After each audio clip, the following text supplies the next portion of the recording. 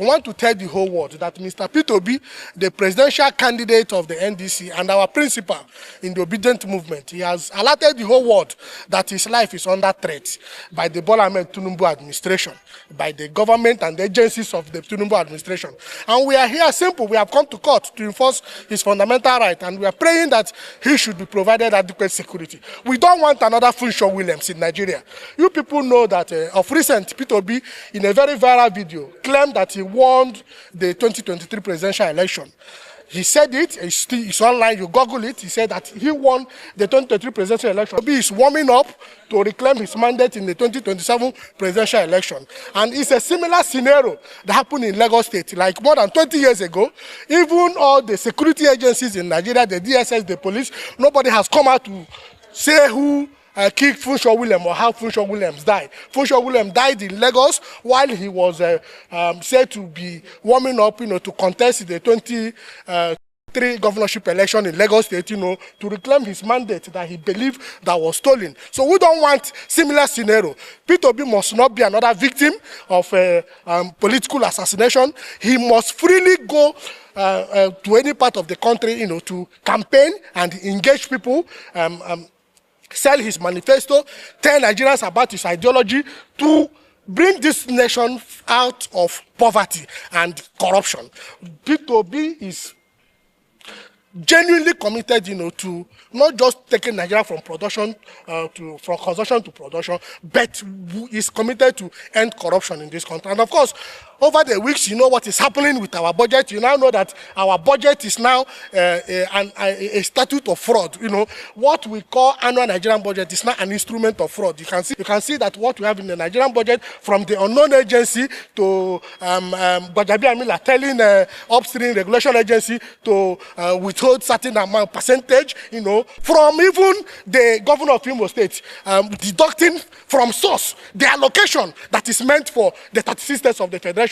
They are committed, to continue to impoverish Nigerians beyond 2027. And we are here to alert the whole world that nothing must ever happen to Mr. Peter Obi. That is why we have approached the Federal High Court to enforce his fundamental. Joined the called the governor of Edo State. In this matter, he has publicly warned Peter Obi not to come to Edo State to campaign, that when Peter Obi is in Edo State, that his life is not, his security is not guaranteed, and that Peter Obi must take permission from him. And we are saying, under the 1999 Constitution, the governor of Edo State or any other governor in this country does not have such right.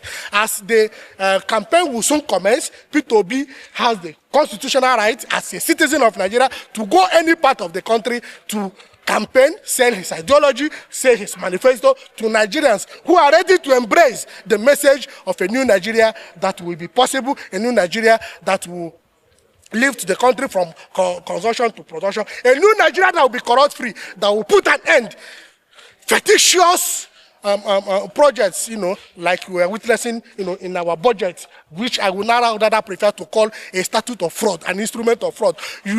Majority members of the National Assembly conniving with the executive arm, to insert fake projects, into our national budget and continue to embezzle our common resources while the people continue to suffer. That is why we have approached the court, for the court to assert the constitutional right of Mr. Peter Obi to be given adequate security. We are saying that the president is the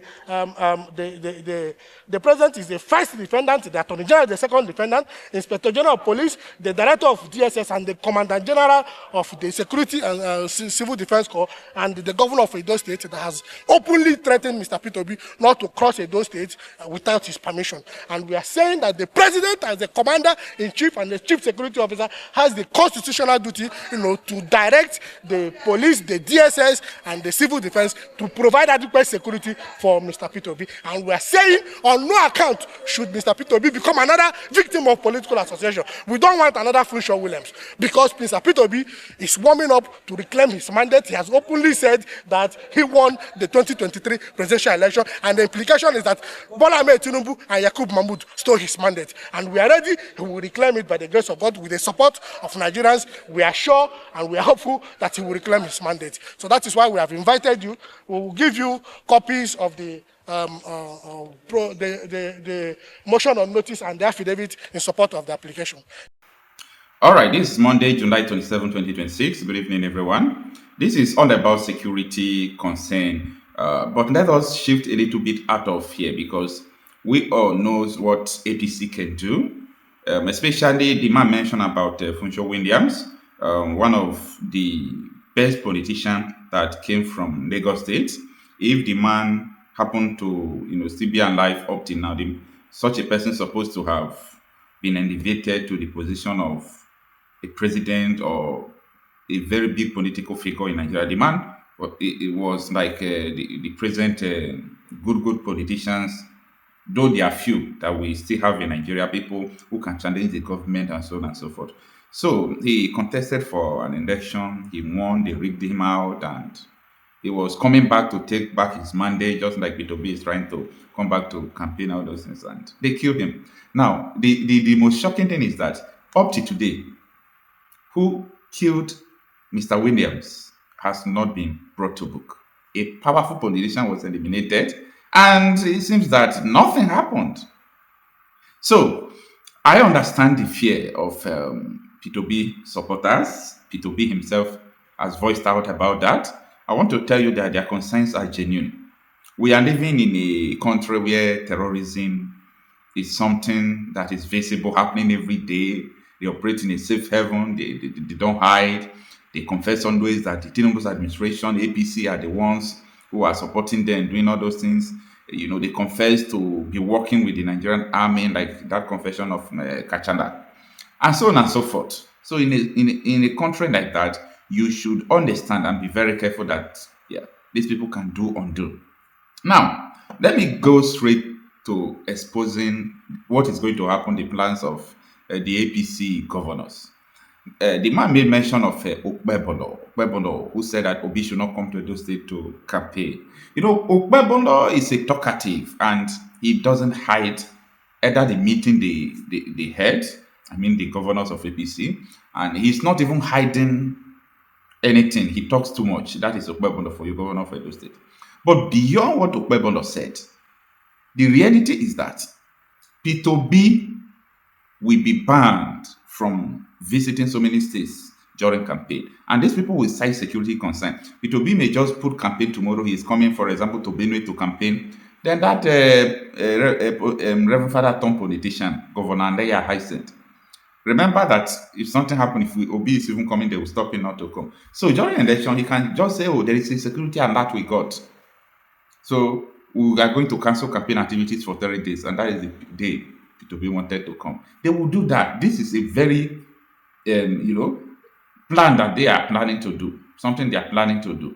So it's not something you should play with. So if they do this thing, what are you going to do? You yourself watching me. If it happens that they carried out this, what are you going to do? Because it is going to happen. It is going to happen for sure. They will do that. So you people don't know why APC was hijacking your governors from left to right. They just want people to work with them, people that will deliver them, and so on and so forth.